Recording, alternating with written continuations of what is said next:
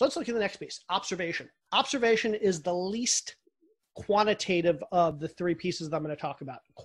Observation is basically looking around us and trying to decipher where we might be in the cycle based on the things we see in our everyday lives, based on things like we've all heard the term irrational exuberance that was coined the Fed chairman back in 2008, Alan Greenspan, which is basically people going absolutely nuts over some asset class or some set of asset classes or some type of investing class. And basically you see a run-up. You see a run-up. We saw it in the tech sector in 2001. We saw it in real estate in 2000, 2005, 6, 7. We saw it in cryptocurrency back in 2015, 2016. So you start to see this irrational exuberance. You start to see people reacting differently and acting differently and talking about things differently. You start to see people get really excited about things that they may not have gotten excited about before. We all see this influx of new real estate investors into the market the last couple of years. These people that 5, 10 years ago wouldn't even have thought about real estate, but now real estate is kind of back in the consumer conscience. That's the observational piece. Just looking around and saying, based on the things that I see, what does that tell me about where we might be in the cycle? And if you look today, I think it's clear to everybody that we are somewhere in the exuberance piece of the cycle, the expansion piece of the cycle. Looking around, it's pretty clear that we're not in the midst of the 2008 major recession. One of the big pieces of observational data that we can look at, one of the few quantitative measures that we have for observational data is what's called consumer sentiment or consumer confidence. And the University of Michigan does a poll every month. They do a poll and they plot where they say consumer confidence is, where the average American thinks the economy is, how confident they are and where the economy is. Consumer confidence starts to drop a few months or a year or two before we enter into a recession. So what we see is that consumer sentiment, consumer confidence has been pretty steady. It rose up through 2015 and it's been pretty steady since 2015. Some ups, some downs, but no major uptick, no major downtick in the last 4 years. I'll let you interpret that as you will. That probably gives you an idea of, from the average consumer standpoint, where we are in this economic cycle. Are we at the beginning? Are we at the end? Are we in a downturn? And we'll talk about what I think this chart means in a little bit. That's the observational piece. Just looking around and saying, based on the things that I see, what does that tell me about where we might be in the cycle?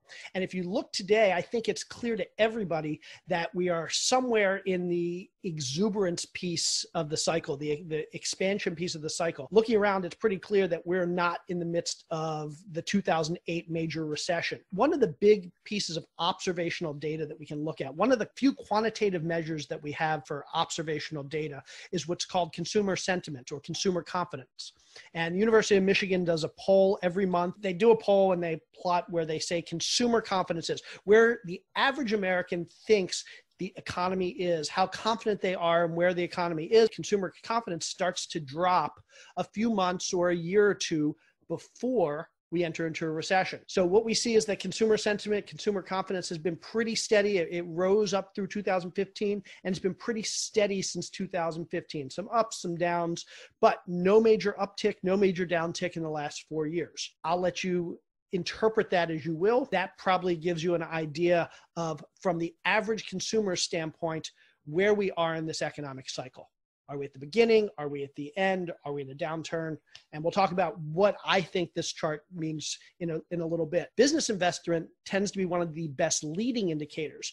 The amount of money that businesses are spending, the amount of money that businesses are investing in people, in equipment, in land, in factories, is a great indicator of where the market is headed, where the economy is heading. When businesses stop investing, it's a good indication that the economy is probably going to turn. Now, you might think, well, of course it is, because when businesses stop spending, it actually impacts the economy. That's true. But business spending is also a reflection of what those people at the top of the business tend to forecast for the economy. So when CEOs and CFOs tend to believe that the economy is going to turn or slow down, they spend less.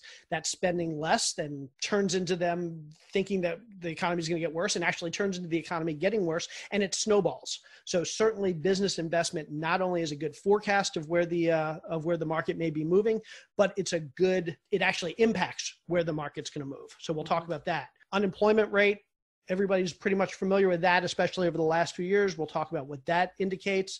Housing starts, basically the number of permits that developers are pulling to start new construction, residential new construction or multifamily new construction units. And then the stock market tends to be a lagging indicator, but we'll talk about that as well. And then we've already talked about consumer sentiment. So we're going to jump into the yield curve next. Jay, I've heard the word yield curve inversion, right? Yes. So that inversion is the same thing, right? It's a really important piece of economic data because it's been really good over the last 60, 70 years at predicting when the next recession may occur. My favorite 9 economic indicators of where we might be in the market cycle. I'm going to talk about the yield curve and then we'll come back and we'll go through the rest pretty quickly. But I do want to talk about the yield curve because, again, the yield curve tends to be a great predictor historically of where we might be in the market cycle and when the next recession may occur.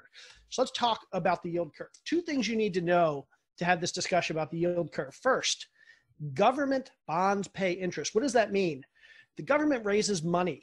The government can't get enough money from taxes. We run a deficit every year. So we have to raise money from other places. And the best place the government raises money is by selling these things called bonds. Bonds are basically debt instruments that pay interest. When we talk about bonds, we often refer to that interest as yield, but basically interest and yield are the same thing. So government sells these bonds. It's debt. It pays interest on a monthly or quarterly basis. The longer the maturity, the higher the interest. What does that mean? That means the longer you're willing to hold this government debt, the higher the interest or the higher the yield on that debt. Let's take a look at a real life example. This was back on a particular day in January 2004. I don't remember what day I picked. It was probably January 1st, 2004. But essentially, the government was selling bonds back then. Government sells bonds every day. And on that day, the government said, if you buy a 3-month bond, basically if you buy government debt that you promise to hold for 3 months, we're going to pay you a certain amount of interest or yield on that debt. If you are willing to buy a bond that you hold for 3 months, we're going to pay you about just under 1% return, annualized return, for that 3-month hold. They also said at the same time, if you're willing to hold that same debt for 2 years, we'll pay you closer to 2%, which makes sense. If you're willing to hold the debt longer, you have some opportunity cost, you have some additional risk. So the government's willing to pay you more. Plus the government's getting that use of your money for a longer period of time.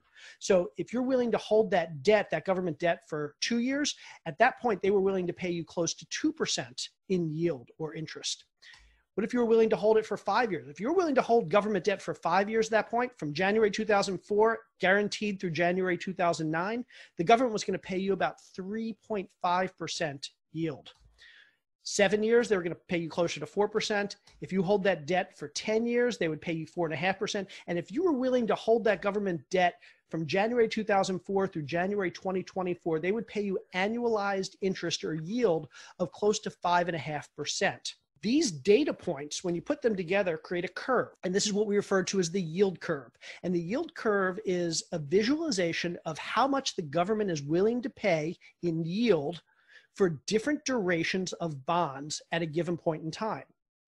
Typically speaking, what we see is that the lower duration period is a lower interest rate or yield. The higher duration period, the longer you're willing to hold the debt, the more the government is willing to pay. When I say the government is willing to pay, it's not really the government that's saying, I'm going to pay you this much. Nobody in the government sets this rate. This rate is set by supply and demand.